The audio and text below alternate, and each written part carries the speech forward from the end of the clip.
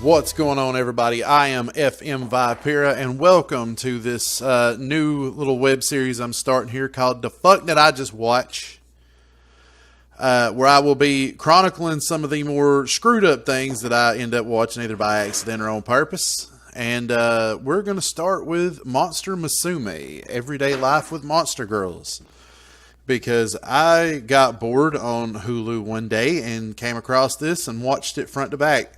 So we're going to talk about it today. All right, so we'll just dive right in here. On this show, the government has done a pretty good job of keeping the existence of like mythical creatures away from the normal folks. I mean, you just saw a little bit of the opening there. That's pretty well a good sum up of the show. All of these girls you see here are trying to get with the protagonist, Kurusu. I think I'm saying that right. Basically, the knowledge that these creatures exist comes to light, and they start a kind of like a foreign exchange student program where they're bringing them into Japan and pairing them up with different families and people to take care of them. Well, Kurusu gets paired up on accident with Mia, who is the pink-haired girl down. I think pink, red. There's more pink on the show when you're actually watching. This red right here. Mia, the Lamia, which is, you can't see it here, but she's like a half girl, half snake deal. I mean, most people, if you've ever played a Final Fantasy, you know what a Lamia is. And she is all over him constantly. And one of the main rules is that humans and these, I think they call them liminals, can't harm or have sex with each other, which puts our hero at a little bit of a disadvantage here because Mia is determined to breed him. Like, hardcore. That's like the first scene of the show, if you watch it. Mia is determined to be with him physically. I mean, it's some of that stuff gets pretty funny. Eventually, the lady that's in charge of placing with families, she just gets lazy and starts dumping all these girls there. Her name's Miss Smith, which is hilarious because this is like the most English name on this show, I think, other than maybe Centauria down here, the blonde, which you can't really tell. She's like a centaur.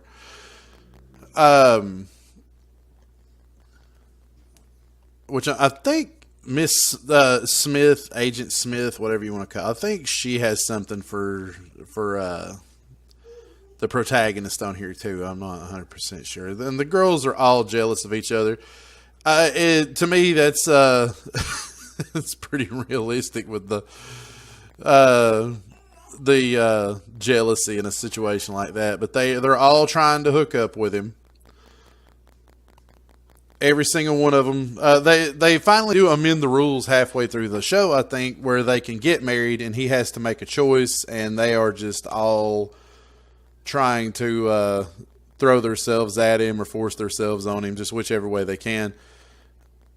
I won't spoil it, but I think it's like episode 3 with the full moon episode. All I'm going to say is when there's a full moon out, these creatures go into overdrive, and it's that's pretty well like the funniest episode of the entire series. I mean, this is pretty messed up visuals on this show. I mean, it's not as bad as like End of Evangelion, which I'll cover later, or like Elfen Lied, which will also be its own video. But if you've never seen those, keep it here. We'll talk about them. But I think like I really got interested in this show. And I mean, I grew up when they were like running Tenchi on Toonami. So, and then, I bought my own Tenchis and stuff like that. And I don't know what the name of the genre is, but I'm 90% positive as much as they use this trope in anime, especially back during like the 90s, it has to have a name where there's a dude living in the house with all these girls, and these girls are just doing their best to get with him, and he's shooting them down. Now, yours truly, out of like on a percentage of these, I would have probably already went to jail. Especially the Lamia. I would have already, I mean, like, there's only so much, I mean, like, resistance wise, like, there's only so much you can, you know, throw it at me before I'm like, you know what, let's just handle it. I mean, they would have came and took me to prison, and that would have just been what it was. But, you know, at least I would have had the story to tell. And I've got a bad habit of doing things just to have a story to tell later. But, yeah, that's... what really annoys me about this is that, I mean, we haven't really got... It's been out for a while, and we haven't really got a second season of it. Like I said, it's kind of twisted. I enjoyed it. It was humorous. But I would have liked... There's some OVAs out.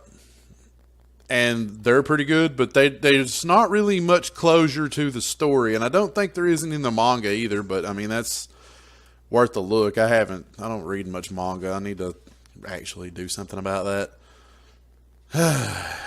Something else to add to the pile of things I need to do. But overall, I enjoyed this. I mean, I recommend it to anybody that would want to watch something. Or that if embarrassing humor is your game, this is for you. I know some women won't like it because there's a lot of sexual themes in it.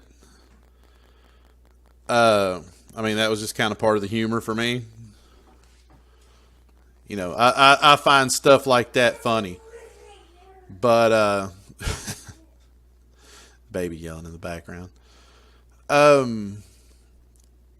I said, yeah, I recommend this for anybody that hasn't seen it. If you just want to, you know, you want to watch something weird for the sake of watching something weird, yeah, this is your show. But, all right, thanks for watching. If you enjoyed this video, hit the like button, hit the subscribe, hang around. We're going to put some more of these out. And then thanks for watching. Catch you later, guys.